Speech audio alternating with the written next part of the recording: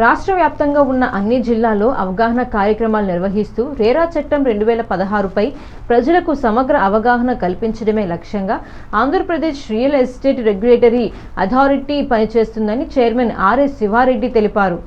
స్థానిక హోటల్ మంజీరాలో నిర్వహించిన పాత్రికేయుల సమావేశంలో ఆయన మాట్లాడుతూ వినియోగదారుల హక్కుల పరిరక్షణ కోసం కేంద్ర ప్రభుత్వం ఈ చట్టాన్ని అమలు చేసినట్లు తెలిపారు.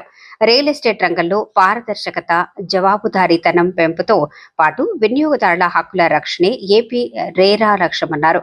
రాష్ట్ర వ్యాప్తంగా ఇప్పటికే 4 జిల్లాల్లో అవగాహన కార్యక్రమాలు నిర్వహించామని, తూర్పుగోదావరి 5వ జిల్లాగా ఈ కార్యక్రమం జరుగుతోందన్నారు. ఇటీవలే రాష్ట్ర ప్రభుత్వం పూర్తిస్థాయి సభ్యులతో ఏపీ రేరాను ఏర్పాటు చేసిందని చెప్పారు. ఏర్పాటైన నాటి నుంచి ఇప్పటి వరకు 500 పైచిలకు ఫిర్యాదులను పరిష్కరించినట్లు తెలిపారు. రేరా డైరెక్టర్ జీవీజీఎస్ వరప్రసాద్, సభ్యులు యుఎస్ఎల్ కామేశ్వరరావు, ఎం వెంకటరత్నం, డి శ్రీనివాసరావు, వెంకటేశ్వర్లు, జై కుల్దీప్ పాల్గొన్నారు.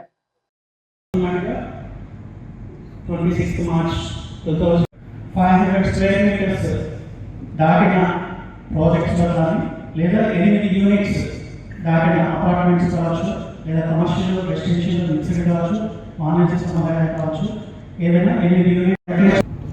2016లో యాక్ట్ రూపొందించబడిన తర్వాత సుమారు 10 సంవత్సరాలు అవుతున్నా ఇంకా కొన్ని ల్యాబ్స్ రిజిస్ట్రేషన్ విషయంలో అయితేనేమి, అలానే యూపీఆర్సీ సబ్మిట్ చేయటము, అలానే కంప్లైంట్స్ ఎక్కువగా ప్రజల్లోకి తీసుకుని వెళ్ళి ప్రతి ఒక్కరికి వినియోగదారులు ఎవరైతే ఉన్నారో వాళ్ళని ప్రొటెక్ట్ చేయడం కోసం వారికి ఎటువంటి అన్యాయం డెవలపర్ సైడ్ నుంచి కానీ, బిల్డర్ సైడ్ నుంచి కానీ, అలానే ప్రమోటర్ సైడ్ నుంచి కానీ అన్యాయం జరిగితే సత్వర న్యాయం పరిష్కరించే దిశగా ఆ అథారిటీ పనిచేస్తుంది.